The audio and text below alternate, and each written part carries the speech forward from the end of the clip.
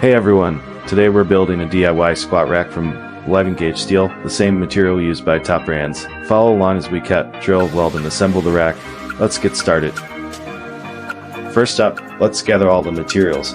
Steel tubing, a drill press, MIG welder, and safety gear. Make sure everything's in place.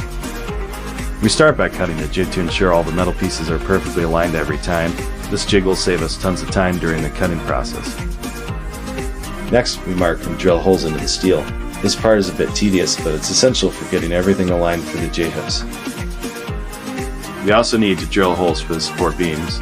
These holes are drilled with a 3/4-inch drill bit, making sure everything fits snugly together. Now it's time for welding. We weld the flat bars to the support arms to help secure everything in place. We add side supports to prevent the rack from tipping over. These angled supports are welded securely. Next, we weld the back supports. These are critical for ensuring the stability of the rack. Here's the pull-up bar. We weld it to the front for some extra functionality. After welding, it's time to paint. We use a high-gloss finish for that sleek look. Finally, we assemble the squat rack. Everything is bolted tightly, and we check for stability.